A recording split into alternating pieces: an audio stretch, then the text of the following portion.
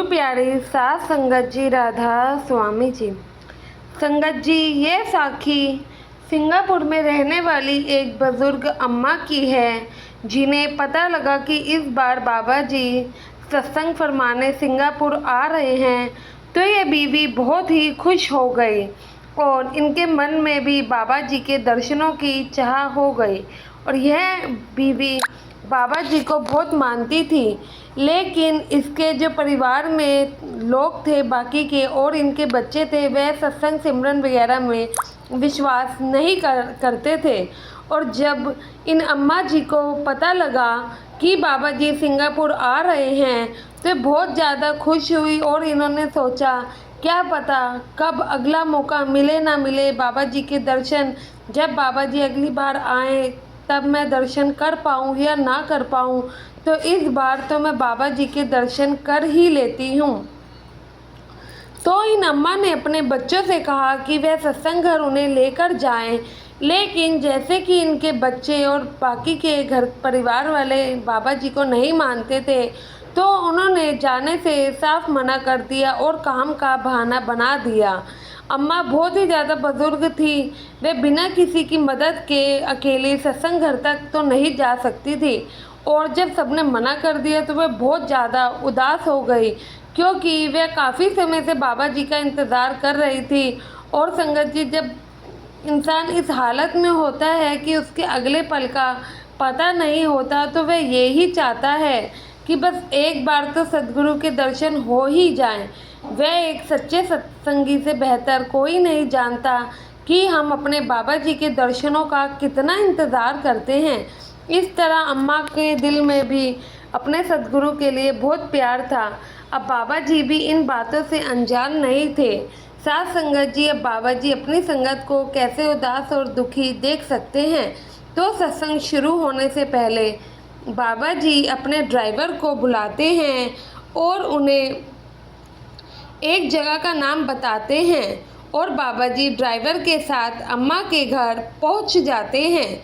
उस समय अम्मा घर पर सिर्फ अकेली थी और कोई भी नहीं था। तो जब वह ड्राइवर डोल बेल बजाते हैं अम्मा के घर की, तो अम्मा ने आने में बहुत टाइम लगाया, क्योंकि वह अपने चलने में भी समर्थ नहीं थी। उन्हें किसी न किसी की ज़रूरत पड़ती थी। बाबा जी तब तक बाहर ही अम्मा का इंतज़ार करते रहे। जब अम्मा जी ने दरवाज़ा खोला तो उसने अपने सामने एक सरदार जी को सफ़ेद कपड़ों में खड़े देखा और नज़र कमज़ोर होने की वजह से वह पहली बार में तो नहीं पहचान पाई। और उन्होंने इंग्लिश में बाबा जी से कहा कि हेलो, आपका स्वागत है, आपको किससे मिलना है। तो बाबा जी ने कहा कि हम तो आपसे मिलने आए हैं। इस बीच अम्मा ने अपना चश्मा आँखों पर लगाया और जब चश्मा लगाकर देखा तो अम्मा हैरान की हैरान रह गई और उनकी आँखों से बहुत ही ज़्यादा आंसू बहने लगे और वह आंसू खुशी के थे। और ऐसा उन्हें लग रहा था जैसे कि वह कोई सपना देख रही हो।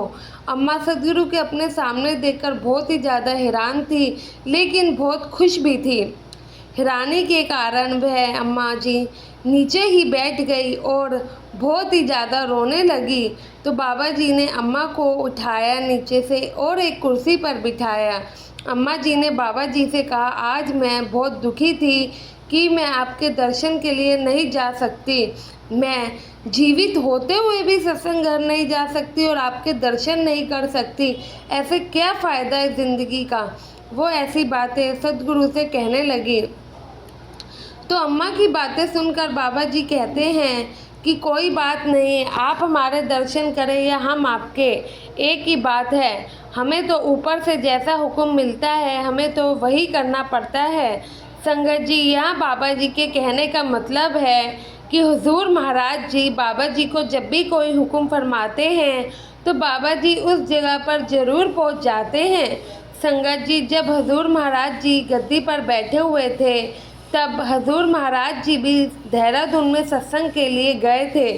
सत्संग के बाद एक बूढ़ी अम्मा जिसकी उम्र 85 साल होगी और महाराज जी भी उन्हें अपने दर्शन देने पहुँचे थे, क्योंकि वह अम्मा भी लंबी बीमारी के कारण सत्संग नहीं जा सकती थी। और सद्गुरु अपने दर्शन ऐसी संगत को जरूर देते हैं जो कि बाबा जी तक पहुंचने में सक्षम नहीं होते हैं, क्योंकि बाबा जी जानते हैं वे संगत भी सद्गुरु से कितना प्यार करती हैं और कितना बाबा जी के दर्शनों के लिए तरस जाती हैं। और यह अम्मा भी ऐसे ही थी। यहाँ सिंगापुर में यह अंग्रेज अम्मा अकेली नहीं रहती थी, इनका पूरा परिवार रहता था, इनके बच्चे सब इनके साथ रहते थे। तो बाबा जी ने इन अम्मा को दर्शन भी दिए और वहाँ से वापस सत्संग घर पहुँच गए। साथ संगत जी, हमें लगता है बाबा जी को भला हमारी क्या ही पड़ी है।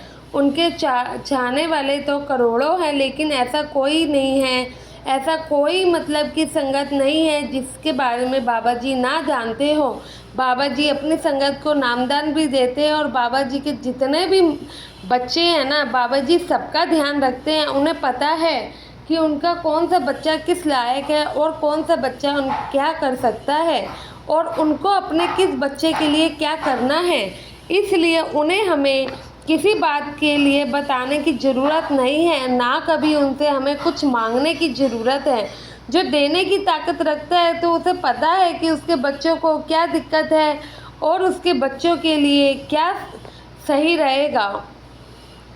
इसलिए साथ संगत जी, हमें कभी यह नहीं सोचना चाहिए कि हम अकेले हैं। हमेशा इस बात का एहसास करो कि बाबा जी हमेशा ही हमारे पास हैं, 24 घंटे हर मिनट, और वह हमारी संभाल कर रहे हैं और वह कभी भी हमें किसी परेशानी में नहीं आने देंगे। अगर कोई परेशानी आ भी जाती है तो उसको अपना भला ही समझा करे कि ज़रूर इसी में कोई भलाई छुपी होगी जो बाबा जी अपने बच्चों को कष्ट दिया, वरना कोई माँ बाप अपने बच्चों को कष्ट देना नहीं चाहता है।